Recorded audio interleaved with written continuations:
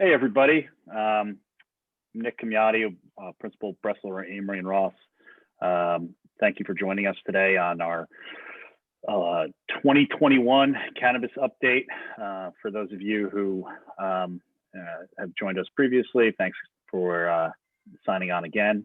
As you know, last year we did a handful of these webinar series, and I'm happy that we are continuing it into the following year, and hopefully we will be looking forward to doing these in a post-COVID world shortly. But right now, I think we're almost there, and we're happy to at least get to speak with some of our colleagues and friends about our favorite on this panel anyway, our favorite subject, which is cannabis in the state that we are currently in 2021. Which obviously in the state of New Jersey is moving rapidly towards adult use, and federally we are still up in the air, but we have some insights and we are looking forward to sharing with you. We have a great panel today. We have Brian Ellis, Principal in Jersey's in the Cannabis Group and Financial Institutions Group.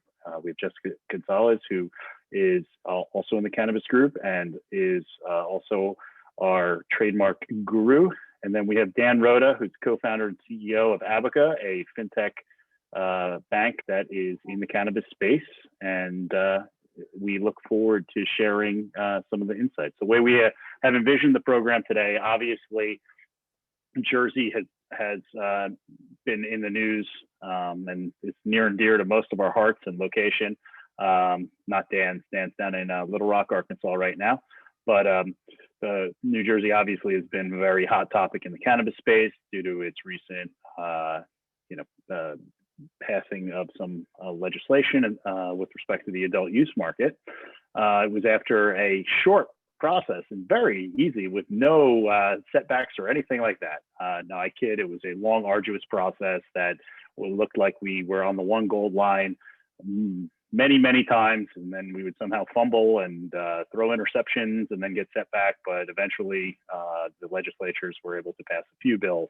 And today we'd like to just go over what those bills are, what they mean, and how potential entrepreneurs can get involved. And then we're going to discuss where we see some of the federal issues. Obviously, we still have the unique dichotomy of cannabis, which is federally illegal and state by state legality to some extent or another. So for right now, to kick it off with New Jersey, I'm going to turn it over to Brian and Jessica, who are going to just talk about what has happened in New Jersey and what the opportunities are. And then Dan and I will go over some of the federal stuff, and then we'll bring it all back together with some practical considerations if you're looking to get into the space. So Brian, I turn it over to you. Actually, I'll do the first CLE code since it is St. Patrick's Day. Happy St. Patrick's Day, everybody. The first CLE code is WEAR GREEN, WEARGREEN. The second one, you might be able to figure it out. Let's see, yeah, for sure. I'm sure it'll be very creative. So here we are, 2021. And I'm conscious of the time here, but I do want to it's something that struck me. You just kind of think about the history of marijuana prohibition in the United States. And, I caught a little bit of the United States versus Billie Holiday and Henry Anslinger and really the establishment of the war on drugs and the focus of the war on drugs. And, it has, as Nick said, really quick, easy, simple process, very common sense approach to marijuana legalization in New Jersey. Took no time at all. But it really is February 22nd, 2021 is a day that I think this industry will remember. It was a hard fought battle, and it continues to be. But here we are, still in the first quarter of 2021. The state of New Jersey has legalized adult use cannabis, has decriminalized the drug, and pass some other bills to try to tidy up the state of affairs. So I know, Jess, do you want to throw out just some initial thoughts? I mean, here we are. We met back, years ago at a Canna Gather, and some of these events that have been going around. I just think that here we are finally in the state of New Jersey with legalized cannabis. I'm just curious how that feels. Yeah, it's definitely, I would tell everybody it's a privilege to be a part of this movement, right? This is something that is extremely historic. And in New Jersey specifically, what a lot of folks, may not know is that we actually had the most successful cannabis campaign in the country, with cannabis winning in every single county and about 67% of New Jersey residents voting in favor of adult use legalization. That equates to somewhere near about 3 million residents who voted for adult use legalization. It was definitely a long time coming. If folks, can remember way back in 2017, 2018, when Governor Murphy was running, on his campaign to legalize within the first 100 days. Obviously, that did not happen, but better late than never. And so February 22nd, 2021, the governor signed into bill these 3 laws that we have here, just up on the screen. And I think it's important for folks to understand the types of laws that really went into effect, because there is still a bit of confusion out there. There are a lot of cleanup bills that are now still pending within the state legislature, but these are the ones that have passed. And so we have the New Jersey Cannabis Regulatory Enforcement Assistance and Marketplace Modernization Act, or the CREAM Act, for its acronym, and that will legalize personal use cannabis for adults over the age of 21. It also removes marijuana as a Schedule I drug in New Jersey as well. But then folks are asking, if it's legalized, and why do we have a decriminalization measure?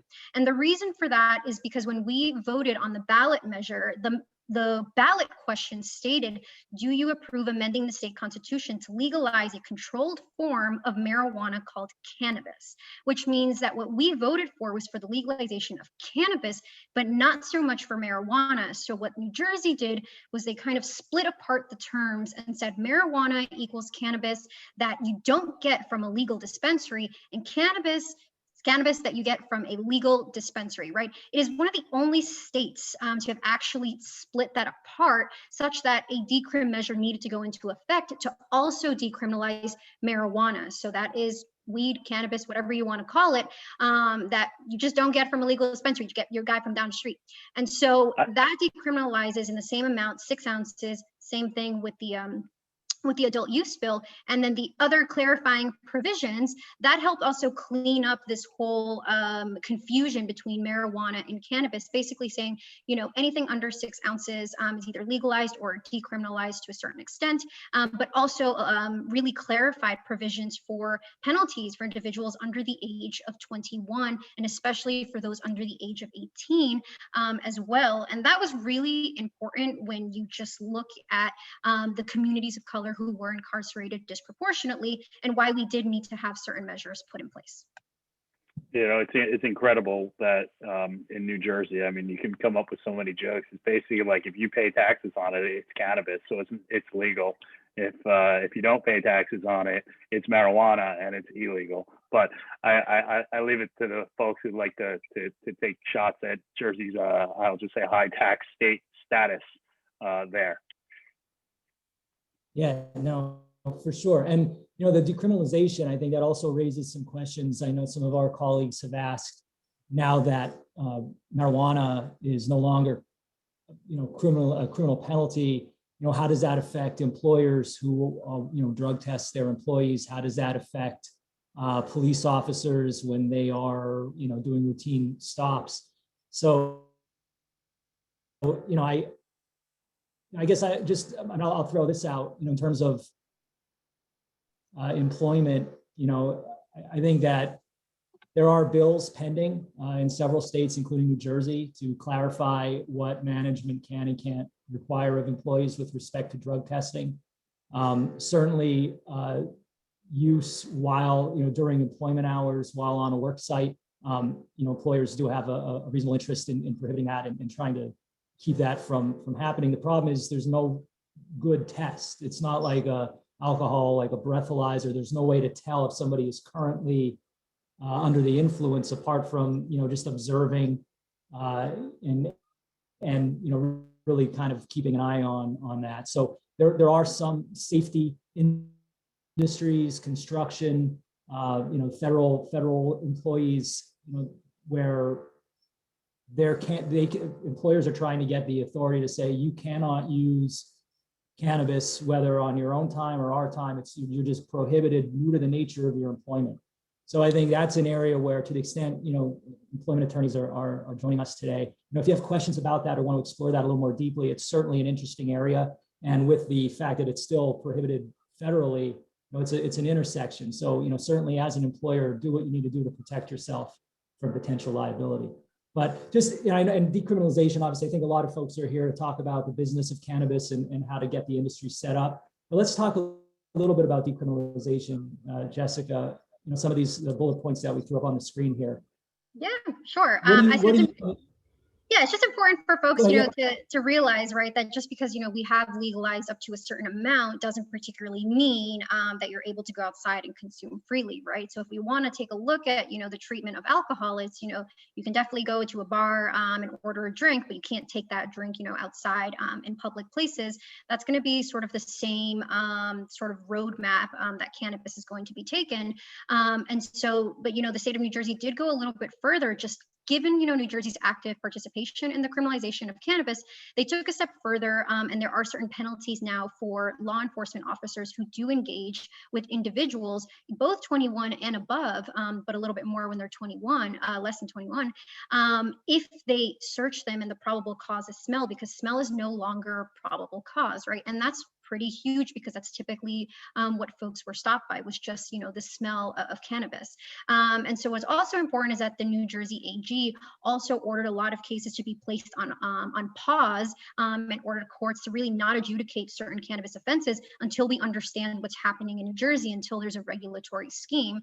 So now the hope is that a lot of those cases will be dropped, especially if they fall under the 6-ounce limit as well. And I know that certain people are like, well, if I can't, consume on the street, if I can't consume in a park, where can I consume? And that's still, a question that is a bit tricky, because if you are renting, then your landlord can prohibit the smoking or the vaping of cannabis, whether you're a medical patient or not. And I know that that's a huge question, for folks. However, landlords can't prohibit the ingestion of edibles or the possession of cannabis. You just can't smoke it or vape it. So it's important to definitely read your release, see if there's any no smoking provisions, within there as well, but also make sure that you're still taking, caution if you are going to be consuming, given the fact that since we do not have an adult use market right now, all the cannabis that, you will have on you if you are stopped is still deemed to be, not from a legal dispensary. So your cannabis can actually still be confiscated by police. You may get a ticket, but it can still be confiscated. And just following up on that, so if you are obviously we do have a growing medical community here. So, if you are carrying around your medical that you did get from a dispensary, they advise you that you keep it in the container or the packaging that it was in, so that you can prove to a police officer that it is not marijuana, it is indeed cannabis, and that you paid taxes on it. Absolutely. So let's talk about legalization of adult use and what exactly was, legalized and what is, I guess, happening right now. So my understanding is bills passed, the voters in November said, yes, we believe we should legalize a controlled form of marijuana called cannabis. And that process, Governor Murphy signed the bill on February 22nd, 2021. And there's 180 days, I believe, for this new regulatory commission to get up and running and to begin an application process. So, we talked about 21 and up, 6 ounces. 6 ounces is a good amount. And is that on a monthly? That's total. I mean, you can have 6 ounces, but if you get that 7th ounce, you're in trouble. But you can always maintain a stash of 6 ounces, I guess is the takeaway. Let's talk about the licenses. So folks looking to get into the business, what are those considerations? If you're in New Jersey or you're thinking about coming to New Jersey, what do you need to do to get involved? What are your considerations for growing a cannabis business in New Jersey?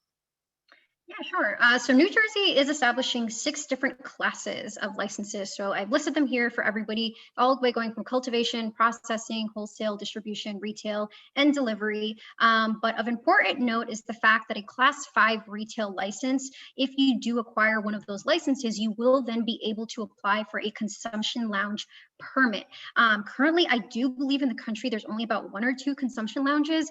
So the fact that New Jersey has contemplated such a permit is pretty huge and pretty progressive on their parts. And I think it's very important to provide a safe space for folks to consume as well. So these are the 6 type of licenses that will be available once a licensing scheme, comes out. The commission will have, 180 days. Then they have to adopt regulations, and then 30 days after they adopt the regulations, they have to start accepting certain cannabis applications. And so also important note is that municipalities also have a certain amount of time, whether or not they want to ban or allow cannabis operations within the borders of their town. I know in the past couple of years, I think there were about 70 plus municipalities that had preemptively banned adult use sales of cannabis.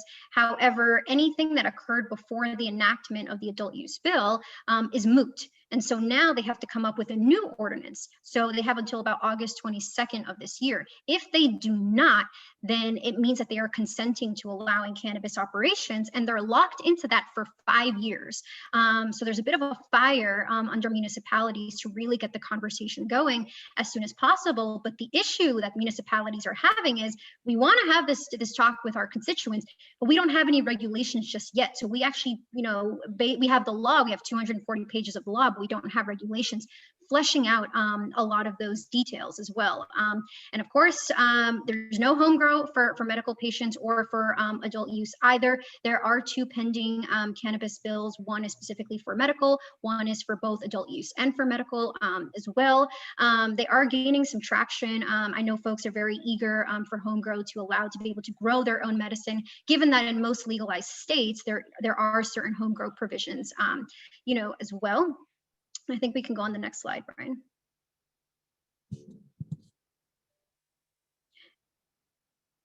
Okay. And so, yep. And so, when we are looking, at licensing, everybody's asking, right, when are we going to be able to apply? And if the trajectory goes as anticipated and everything, goes smoothly, which obviously in New Jersey cannabis history, it has a tendency to not go, we would probably start seeing applications coming out sometimes towards the end of this year.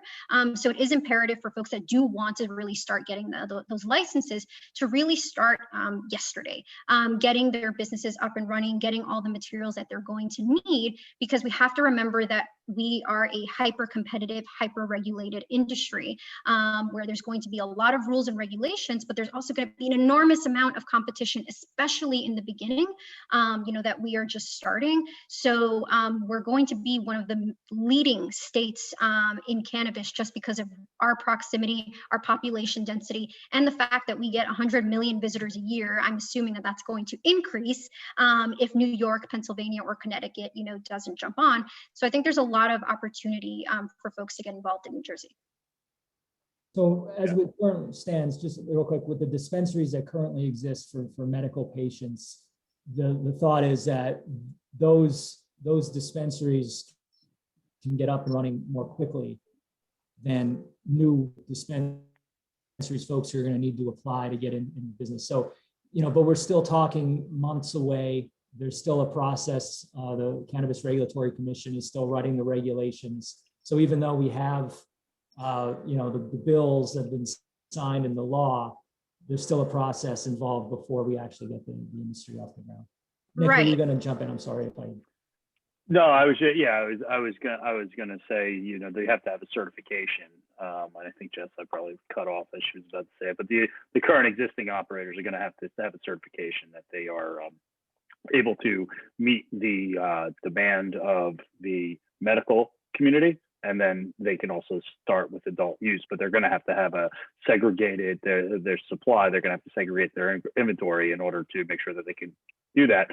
But to your point, and I think to Jessica's point, they're not going to be able to get that certification until the commission is seated and things are out, the rules are promulgated. So yeah, we're looking at 180 days at the minimum. Yep. And also, as we had the types of licenses before, I know people are really excited and really want to go and try to apply for as many as they can and try to grab as many as they can.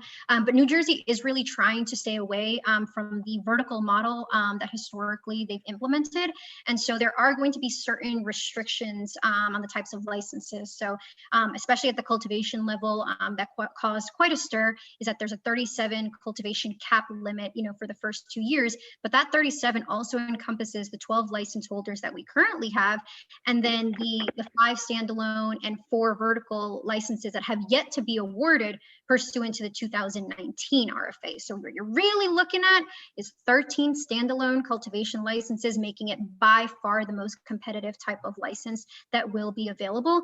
However, a very big plus is that the micro licenses will not count towards that limit. So folks who want to apply for micro licenses are going to be able to. However, once again, kind of straying away from the vertical model, if you want to go for processing and manufacturing, you're not going to be able to do retail. If you want to do wholesale, you'll only be able to do distribution. And so it's important for folks to understand what the limitations are, at least for the first 2 years. And the 2-year timeline started the day that Governor Murphy signed the bills into effect. So just wanted to kind of put that out there for folks who are kind of wondering what they should apply for. There's currently no ban on how many you can apply for, but unless the commission comes out with certain provision stating as such, but at least, for now, it's important to really target which types of licenses you're going to want to be and which ones you'll be able to concurrently hold at the same time. Yeah, Brian, can you just go back to that slide real quick, just so we can just do a quick walkthrough, and we can talk about this. We'll talk about it more when we get to the end with the, just like the best practices type thing. Go back to the one with had the 6 different classes of licenses, just so I don't miss any. Yeah, so obviously everybody knows what cultivation is. That's whether you're going to be growing, processing, if you want to do some kind of extraction. Wholesale, that's going to be someone who's buying from a cultivator and then going to a distributor.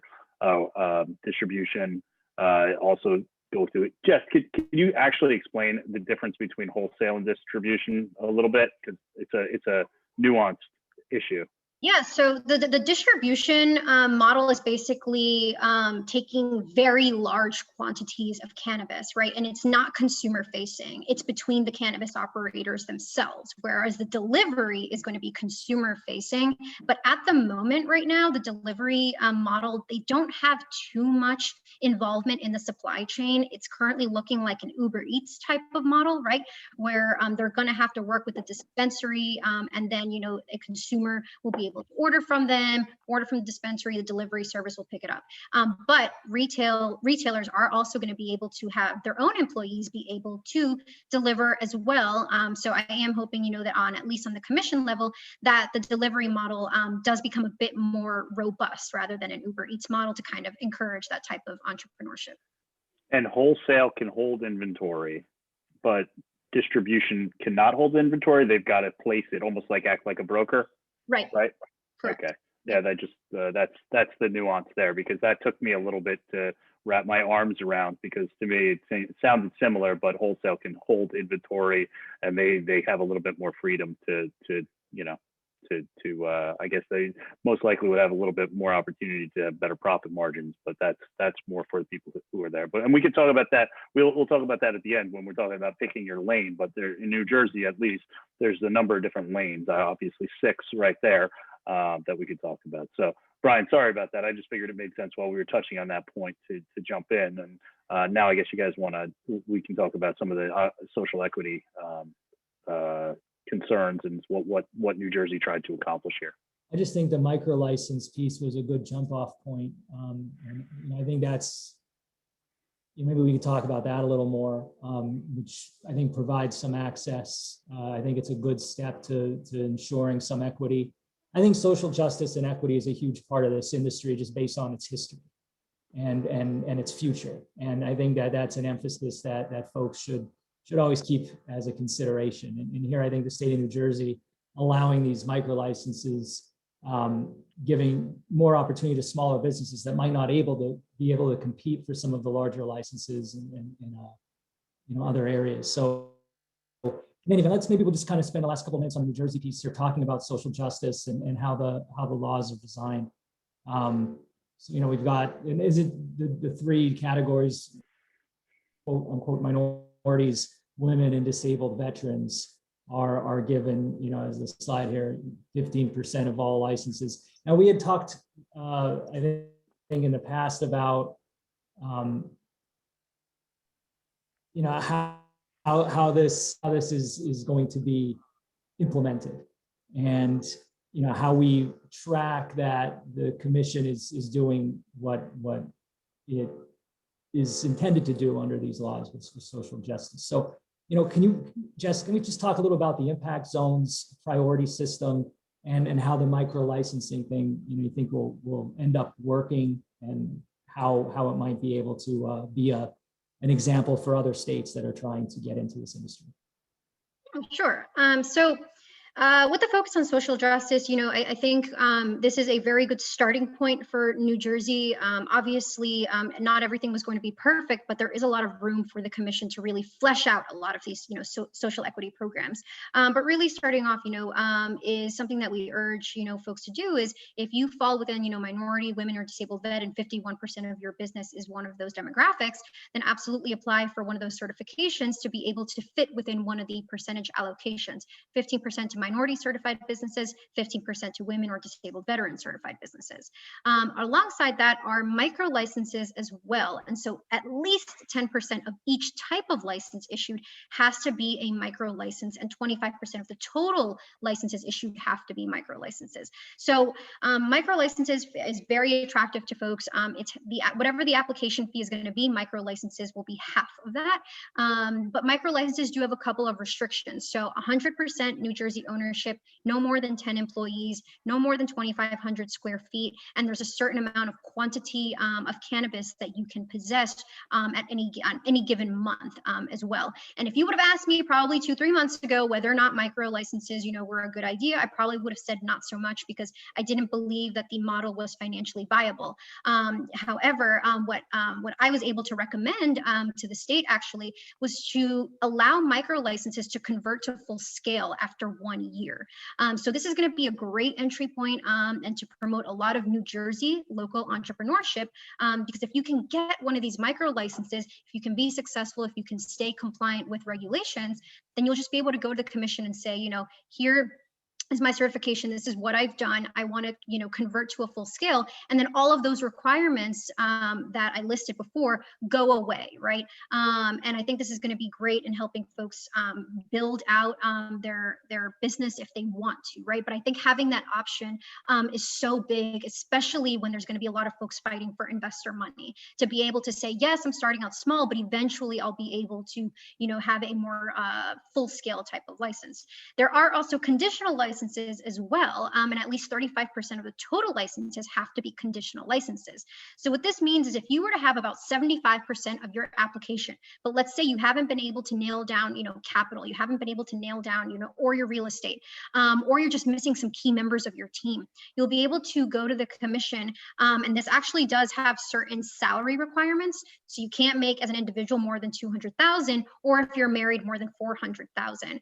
And these conditional licenses basically say, here's 75% of my application. The commission says, okay, fine, you have checked off X, Y, and Z. You now have 120 days to perfect your application. And then you can actually get the license, in itself. But this will at least, give some folks, especially when you're talking about getting investors, right, of being able to say, hey, I have a provisional license, as opposed to I have nothing right now and I need your money for an opportunity. This is a much different conversation, that can be had as well. So I think that's great as well. And I'm definitely looking forward to seeing that. Impact zones. These are municipalities that fall under certain criteria based on high cannabis arrest, based on employment levels as well. And there's a few other criteria as well. But if you're looking at, cities that have historically really shouldered the burden of cannabis prohibition, Jersey City, Trenton, Camden, Patterson, Newark, these are all going to be considered impact zones. And so if you are a resident of an impact zone, or you plan to operate in an impact zone, or if you state that you're going to hire 25% of your workforce from impact zones, then you're going to be able to get a certain amount of priority. But 25% of licenses have to go to impact zones as well. And so the definition was, it was pretty limited before to some of the more larger municipalities. But then through a lot of advocacy work, we were able to expand the definition to include also smaller municipalities as well. So that's also a really great, if you're looking at locations, that's probably a really good locations to start looking at. But then probably one of my favorite parts of the social justice efforts is the fact that there is an Office of Minority, Disabled Veterans, and Women's Cannabis Development. So for folks who are going to be looking for education, grants, loans, resources of that type, that is the office that is going to provide that. This is the office that is designated to ensure that the commission is giving out licenses and really honoring a lot of these percentage allocations. They're the ones that are going to be providing reports to the commission as well. And so there's going to be a lot of transparency within there. So I urge people who really are going to need resources, or want to be able to have additional sort of benefits for them for their business, to definitely keep a close ear out on this office, because this is the office that's actually going to put forth a lot of these social equity programs that we are seeing that's contemplated. Absolutely. And the nice thing with the micro piece that was alluded to is it really does give you that the opportunity for New Jersey to really get its own foothold in the marketplace. Obviously, California, Colorado, the West Coast states have all been at this for a long time, and then you have some of the Northeast New England states have obviously have their own robust markets, but the cannabis consumer tends to be more of a wine snob or beer snob versus, shotgunning, cheap beers in a parking lot type person. Not that there's anything wrong with it, but it seems to be more of a connoisseur type thing, where it's going to be nice to see that if there are people who are really into the craft, that's going to be something that's going to, I think, provide a launching pad for some really high-end brands that as we're going to segue into the federal discussion, as the federal markets become a little bit more open, and we tend to move into a more, I'll just say, commercial space, allowing interstate commerce. Capitalist, thank you, Nick. Thank you for a more capitalist world where we're going across state borders.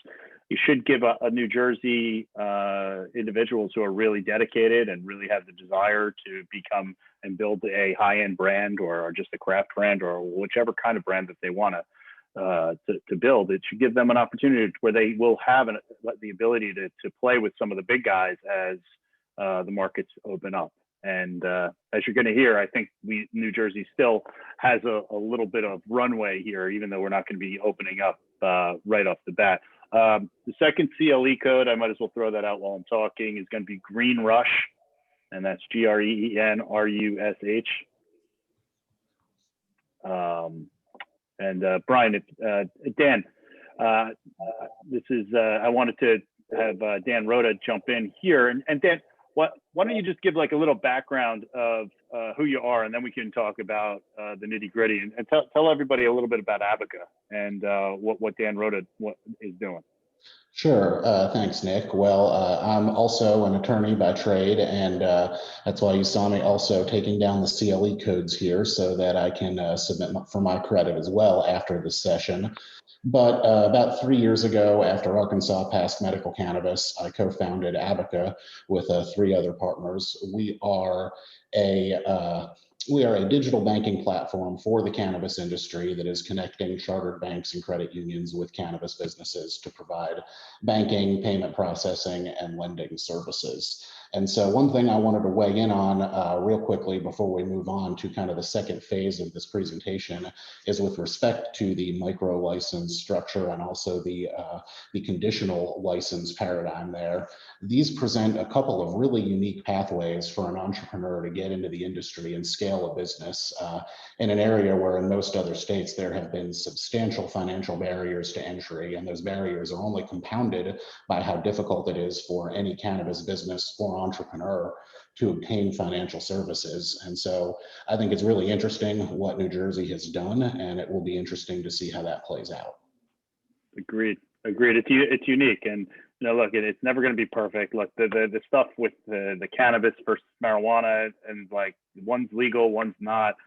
That kind of silliness drives me insane. But I agree. There's a lot of positives here when you look at all of the opportunities especially for New Jersey residents or people who are predominantly living in New Jersey with their little entities. There's definitely lots of opportunities there. One thing I was going to ask you about, there's a perception that the cannabis industry is largely unbanked. Can you just fill in a little bit with what your take is on that? Yeah, and so the cannabis banking problem is, of course, real, but it is also overstated and misunderstood. And it's a narrative we see repeating in communities, especially after a state will pass either a medical or adult use cannabis provision. You've got this rush of entrepreneurs looking to get into the space, and the topic of banking inevitably comes up. The reality is this, based on the latest survey from MJ Biz Daily, who puts out a pretty comprehensive survey of operators across the country every year and then publishes the data in what they call the MJ Biz Fact Book. According to this, about 77% of cannabis operators do report having a bank account for their business. 77 is a whole lot greater than 0, but compared to the general population, where about 90% of people have a bank account, or the business community, where 99+% of businesses have bank accounts, there's also ground to cover there. And so, while the cannabis industry is not unbanked, it is perhaps more accurate to refer to it as underbanked in its current environment. And that doesn't just mean that there is a scarcity of financial institutions willing to open traditional demand deposit accounts for cannabis businesses. It also means that there is a relative scarcity of financial institutions willing to make loans, process payments, or perform other financial services in this industry. There are some that do it, of course, and they do it in accordance with some regulatory framework that goes back to 2014. And I think we're getting into that here in a little bit. Nice. Brian, you can flip to the next page. So obviously, people probably have heard about the Safe Banking Act.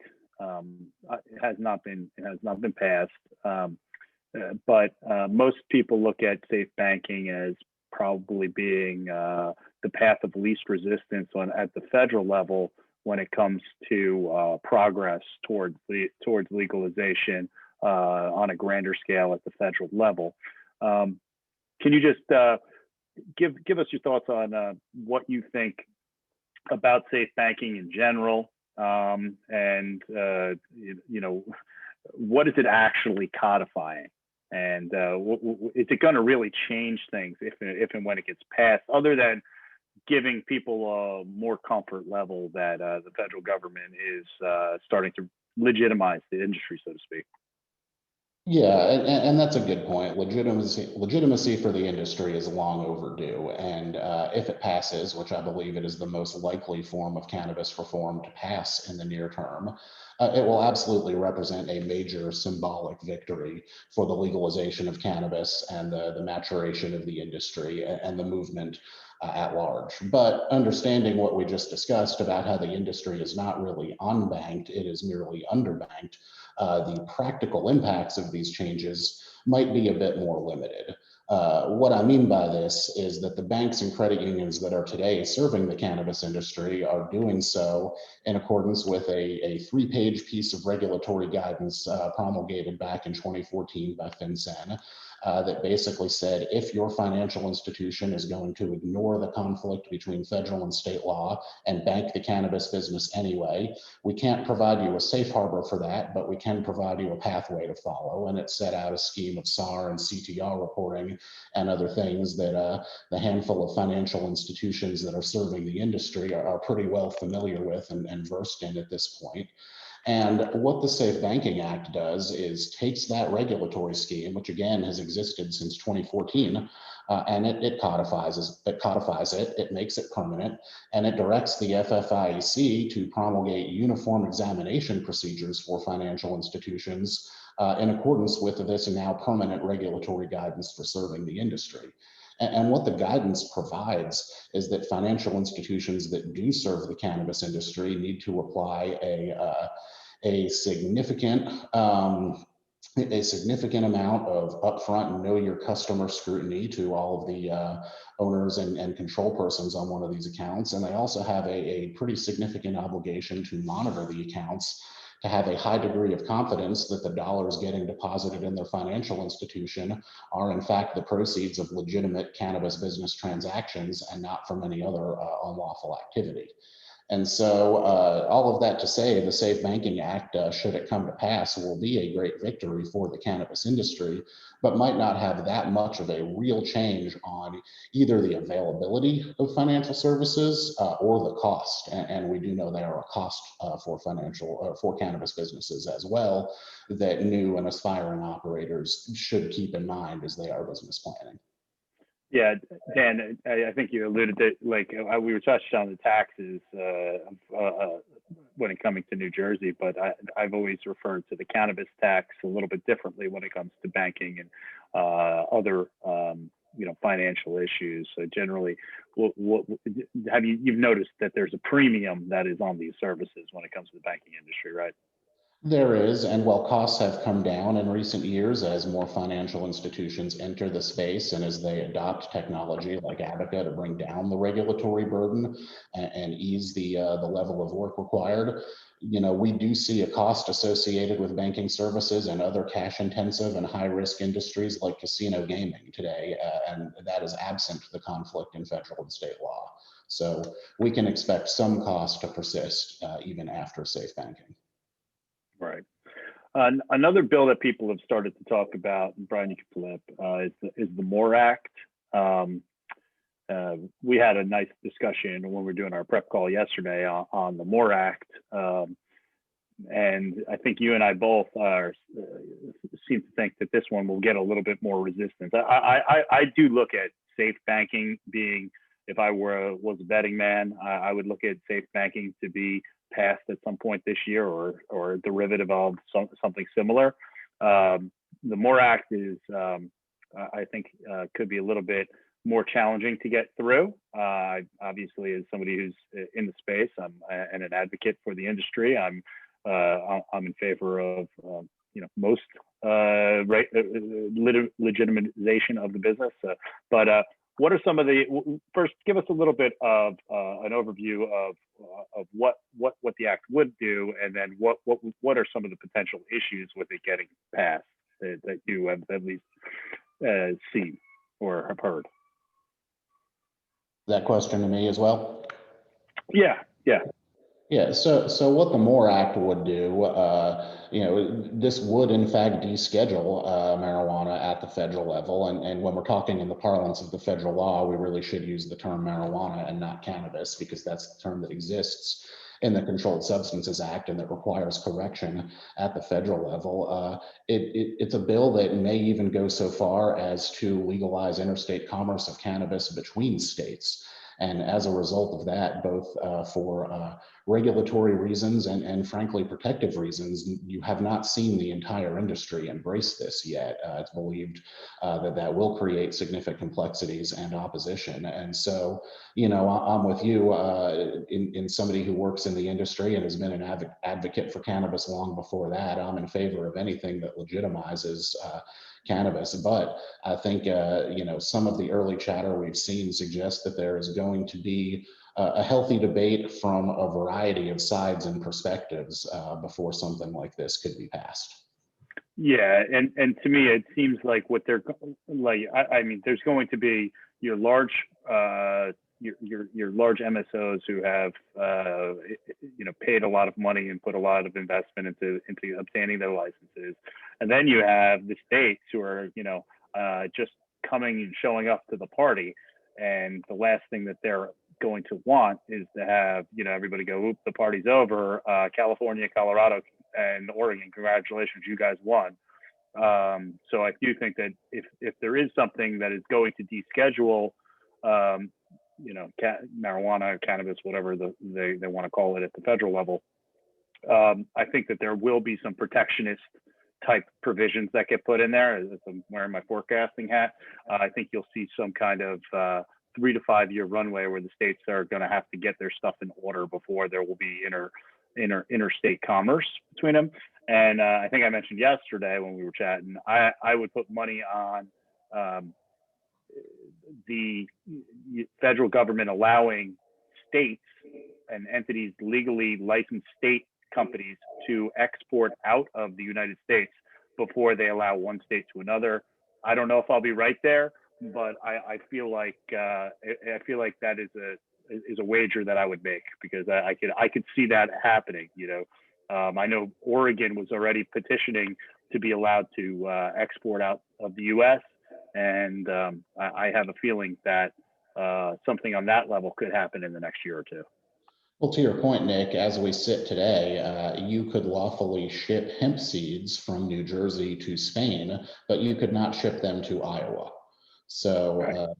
These weird little quirks are not necessarily going to go away just in the event of safe banking or the MORE Act or any sort of descheduling or decriminalization. They are both, to a certain degree, half measures, and regardless of what federal reform comes, the states will still need to revise their own criminal codes accordingly, as well as create a regulatory structure.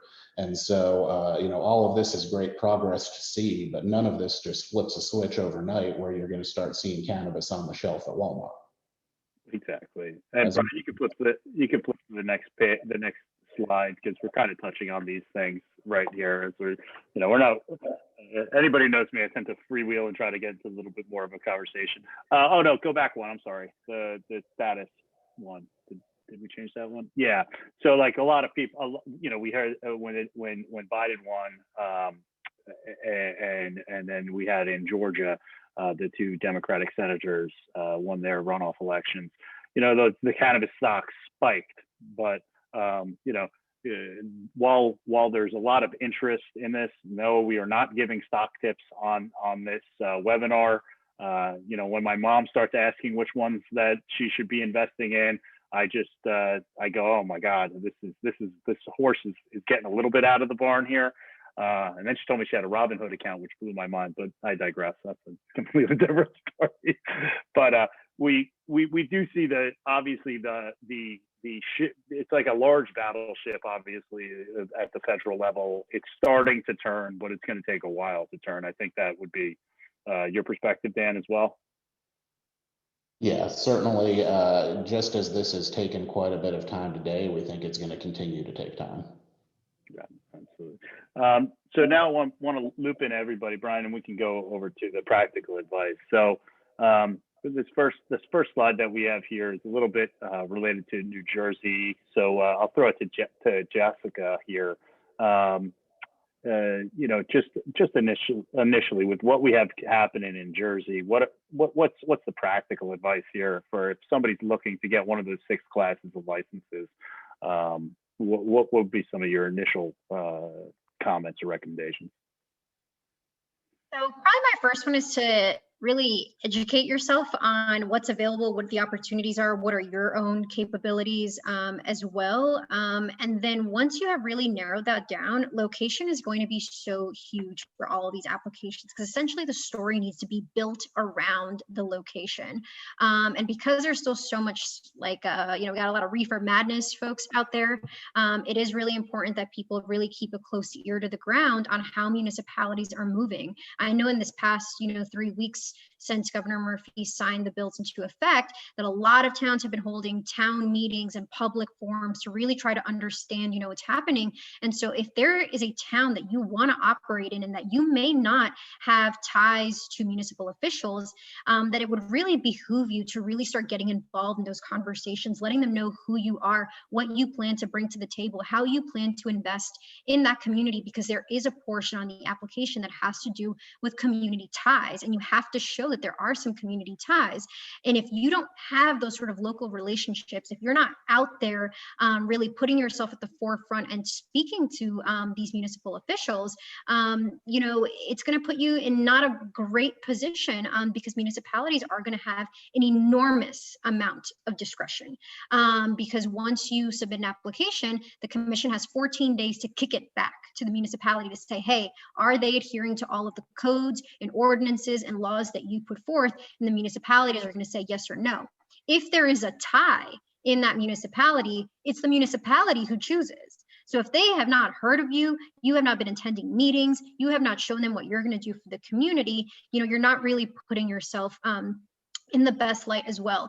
And so, along with location, right, it's your team. And I always tell folks to make sure you do your due diligence, right? Not just on who you plan on bringing on, as either managers or directors, but also in terms of your service providers as well, and making sure that they're fully apprised of what's going on in the cannabis world, because there are just so many different, nuances as well. So I think for folks to really start figuring out what they want to do is educate yourself on what's available, start building your brand, start really putting yourself out there in municipalities that you want to start targeting, and then start looking to see how you can build your team. Because if you think that 7 to 9 months is a long time to put together an application, it really is not. So time really is of the essence. Yeah, and look, there's going to be a number of people who are going to be put in applications, whether it's for a micro license or in the competitive arena. Obviously, some of the things that I've had conversations with individuals is pick your lane. There's a number of different ways if you want to get into this. Look, if you have a cultivation experience, or if you're crossing over from growing lettuce, I know that's where a handful of friends have gotten into this industry. They were growing lettuce and they were like, well, seems like the price of an eighth is a little bit higher than the price of a bunch of lettuce. So, they can make that transition. But if you have no agricultural experience, maybe cultivation isn't for you. Maybe you may be a better wholesaler. There's opportunities abound in this industry. Maybe retail, if you own a handful, if you have experience in retail, that you have a great idea. You know where the heat maps are, and you know how to see where the population density is best, and you are able to read and forecast where the location where you're going to have that high traffic and make a lot of sales and do really well. Those are the types of things to think about, because everybody thinks that they can be, the top of the food chain when it comes to cultivation, and that's a challenge. That's a challenging market, and it's going to be extremely competitive, especially if you're looking to get one of those 13 that are sitting out there. I think we forgot one other thing with Jersey, that there is still a handful, a couple additional verticals that are contemplated in the medical law.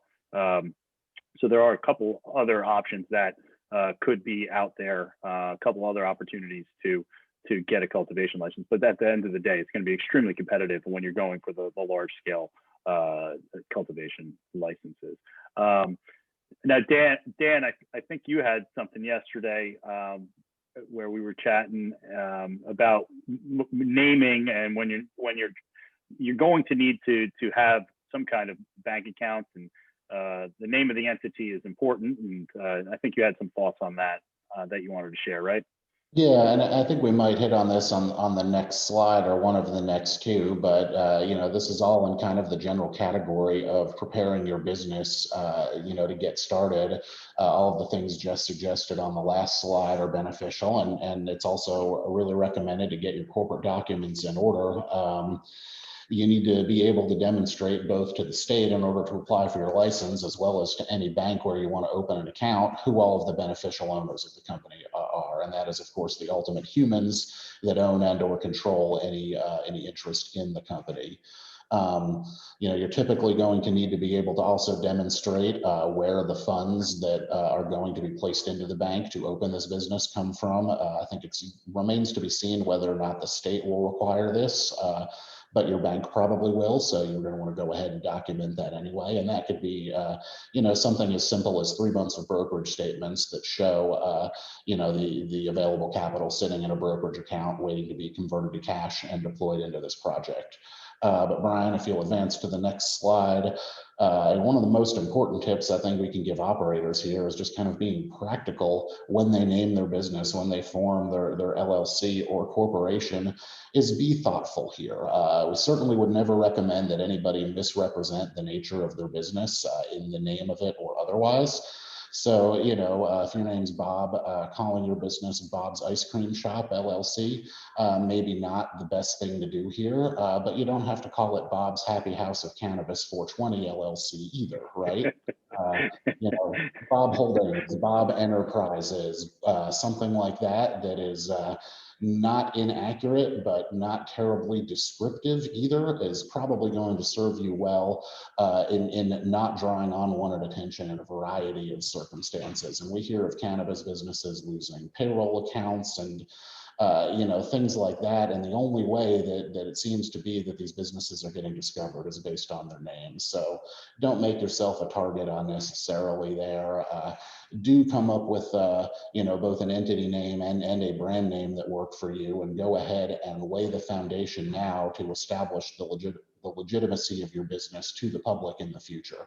This day and age, your Google profile is probably the most important, stone to put in that foundation there. Owning the appropriate domain names and having those set up, and getting the appropriate social media accounts set up as well. And I believe in certain circumstances, a trademark might even potentially, whether it's a state, federal, or both approach, might be an option for you. And so these are things you really want to do on the front end before you begin that application and before you apply for a bank account or any other financial service.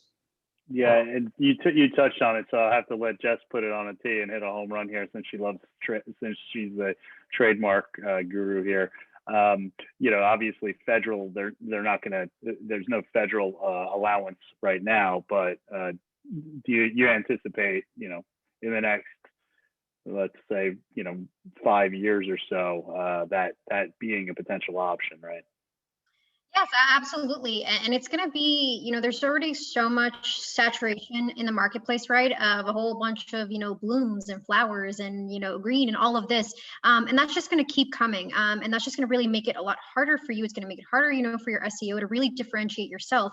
And when branding is just going to be a really key part of cannabis, as this industry continues to evolve, your trademark is what's going to be able to protect your name. And so even if you are a plant touching business, there are still various avenues you can take to be able to trademark other parts of your business that are not necessarily plant touching. And the whole strategy here is, let's create a really strong trademark portfolio so that when federal prohibition is lifted and the United States Patent and Trademark Office is allowed to accept cannabis applications, that you would already have a solid trademark portfolio, and now you're just building it even more into the cannabis space.